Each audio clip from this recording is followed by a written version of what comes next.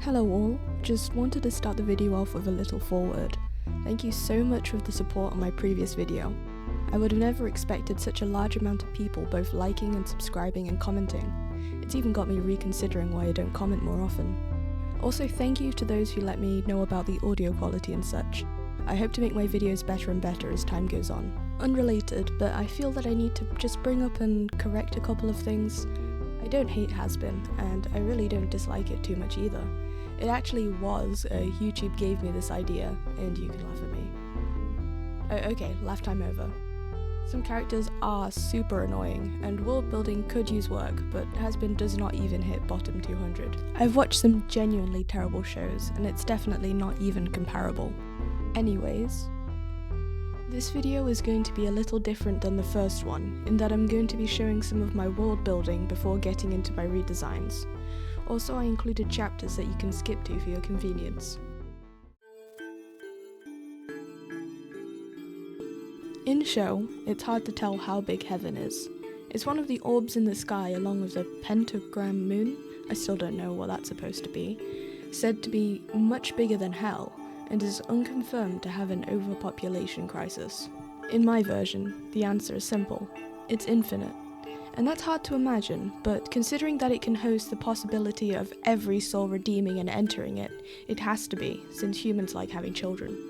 Its population has almost completely stopped growing as fast as it used to, since the requirements for entering heaven have only gained restrictions, and many of the older restrictions are still enforced, like don't wear mixed fabrics, so new souls have even tighter constraints to enter. This also raises the question that since heaven's system has flaws, how would sinners be able to be redeemed? By paying attention to the Bible, and also what's going on in the show, I assembled a rough hierarchy of everyone who lives there. As you'll see, heaven does have a hierarchy, but it's less noticeable than in hell, since the only time you'll know who's above who is in court. Outside of that, everyone interacts with everyone just fine, except for some notable figures that'll get their own videos. At the bottom, I'll put the winners, as the show calls them, or the risen, as I'll call them. No hate to the show, but winners is a god-awful name, and the term angels are just a general way of talking about anyone in heaven. On a layer above them are executioner angels, which are essentially heaven's defense. They're a very low-key group made personally by Adam to fly down to hell on extermination day. After the extermination, they can request to join other parts of heaven's force. On the same layer are the cherubim and guardian angels. Cherubim are specially made by higher angels. Guardian angels can be executioners with a role change, or the risen who want to join. These of course are angels who come down to earth and watch over a specific person, or charge, to ensure that they don't come into sin or get into an accident before their time. Vaggie wanted to join the guardian angels, but wasn't able to since she never finished an extermination. On the next layer are heaven's jury, who are the principalities, powers, virtues, dominions, and thrones. They technically have a different hierarchical position in the Bible, but I feel like simplifying it a lot would make it more understandable. The layer above that are the archangels and saints, which do still include Adam. Martyrs can join this layer, but not participate in court, since it does make it unfair to the risen who don't get any say. Saints and archangels can argue in cases or otherwise in jury. The third highest layer is the seraphim, whose class just contains Sarah and Emily, like the show, since the other important angels are classified above as high seraphim. These two are the only judges in heaven's courts. Second to last are high seraphim, or elder angels, who are very close to God, and don't really ever come down to court or interact with any heaven-born or risen. They may come down to overrule the court and force their decision, but not many angels have ever witnessed one aside from at the dawn of creation. Last of all is the Speaker of God, who is just in the show. She doesn't need any changing, as I feel she pretty much fits the bill. She comes down in times of crisis to tell courts what God thinks or advise them what to do, though isn't there all of the time. She spends the majority of her time talking to God, as her title states. Angels in heaven, which include all of them, are all humanoid with many different varieties, though cherubs tend to be tiny in comparison to the average, and heaven's jury are all tall and correspond to their biblical forms because they look pretty sick. I'll talk about how the main characters look when I get to them in future videos, but that's all for heaven. Hell's hierarchy is a little different to heaven in terms of actually being officially stated by VivziePop.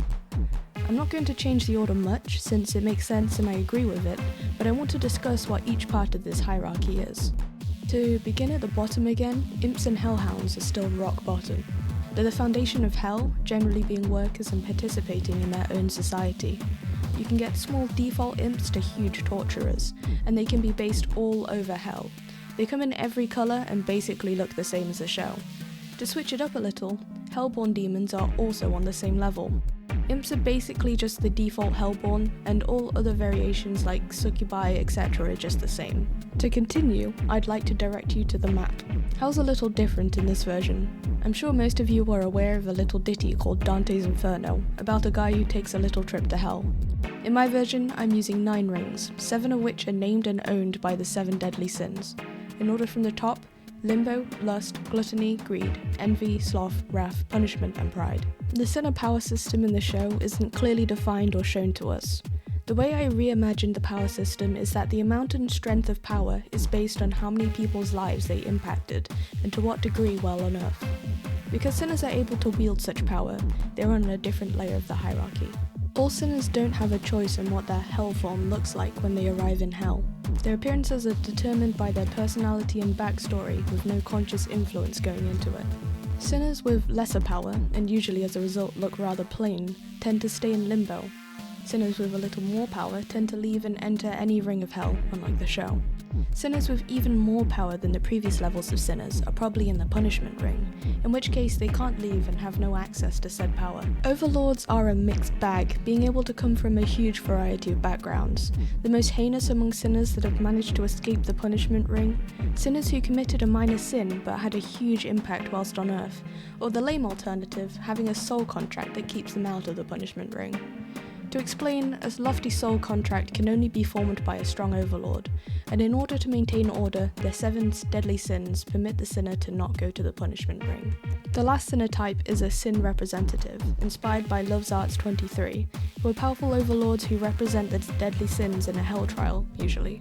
They don't tend to be out and about in hell, and it's doubtful whether they really are sinners or not.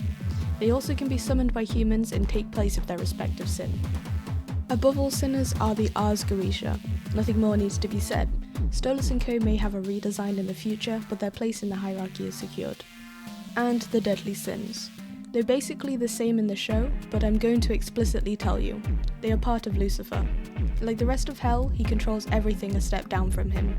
They have their own minds, but ultimately all of their thought processes will mostly lead to the same ending. A court with Lucifer and the rest of the sins is just a mental court exercise. Charlie is the only thing in the hierarchy above the Rs that has free will, since she's also half Lilith genetically. And the king of hell, Lucifer, is at the tippy top of this hierarchy. Now what you've been waiting for, our favourite radio show host, Alastor. He's quite new and improved, and could I say a little more handsome? I made him look a little older, since he looks more early 20s in the show, and was said to have died at age 30 to 40. I didn't want to keep him as light as the pilot or the show, so I made him dark grey, like a black and white photograph, which reflects his appearance when he was alive. Following on from that, I pulled his hair back to show his hairline in the traditional 1930s side part, in such a way as to show off some of his curls.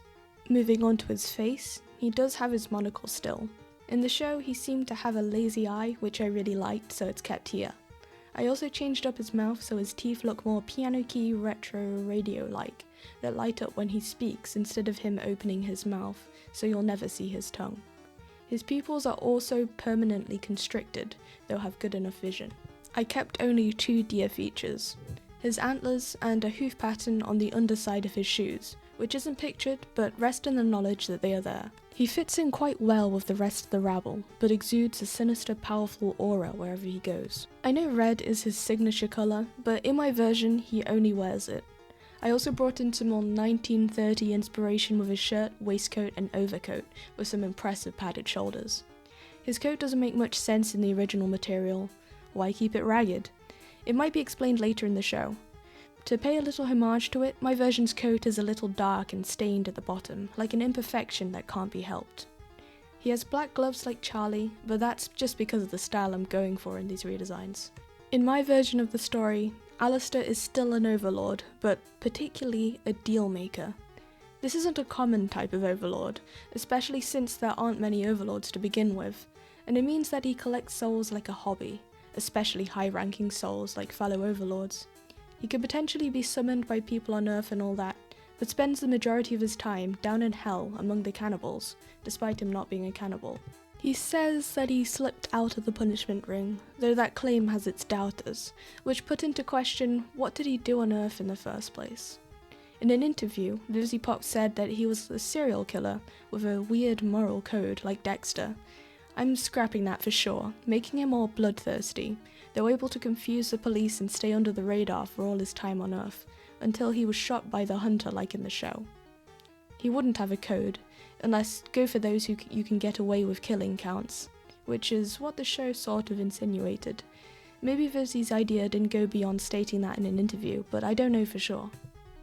Alastor in my version still remains a mysterious and imposing figure, with an oddly placed dislike in Lucifer, who doesn't view him as a threat at all. Even the Hell's Greatest Dad song could potentially happen in my reimagining, albeit in the figurative season 2. He does bear a lot of similarities to Lucifer too, since they both have the main sin of pride. Alastor, however, does not want to rule heaven, or even hell, instead wants just the power that the role King of Hell brings, and the eternal freedom's a bonus. As you may have gathered by now, Alastor is still a fraud. He is still bound in a soul contract with Rosie, and is made to do her dirty work, such as stepping down from the public as the radio demon for around 12 years, and claiming souls on her behalf. They still have a friendly bond, but the desire for freedom makes him lash out angrily at people that bring up he's imprisoned himself.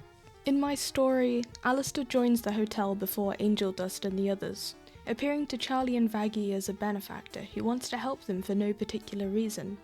When they quickly catch on that he's a deal maker, he reassures them that he won't prey on their poor guests, making a deal for the success of the hotel in return for a room and position as host of the hotel. This is mainly because structures inhabited by Charlie are the only places in hell that don't have a chance of a curious Lucifer listening in or observing, since he simply doesn't like to, or any overlord for that matter, since she can prevent them. Charlie is almost at the top of Hell's hierarchy for a reason. Alastor summons 2 of his contract-bound goons, and mainly calls it a day. He does bare minimum to properly work as host of the hotel, like in the show, with him going out during open hours to attempt to continue his soul contracting exploits. In the shadows of the hotel, he is slowly amassing power to do who knows what. Moving on to his poor lackeys. Husk's design is really overcomplicated. What is this design trying to tell us? Cat, wings, gambler, magician, and drunk? That's a lot of different parts that don't flow together too well. I simplified his design by removing his red accents on his body entirely. They clutter him up, and also the grey-white colour scheme fits him well as a cat. I let him keep the wings, though they are now just plain white since they link him to a dove, which links him to a magician.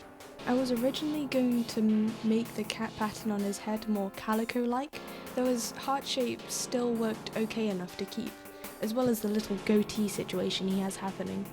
For his face, I wanted him to look old and grizzled, so I gave him some puffy senior cat eyes and strong eyebrows. I needed to keep some of his little fangs out, so I gave him 2 gold teeth that stick out.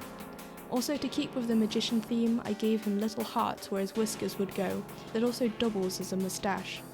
To add to that, I gave him some more unkempt fur around his chin and cheeks for a scruffy, drunkard appearance. I made his hair kind of puffy in a slick back style that makes him look a little more at home at Vegas.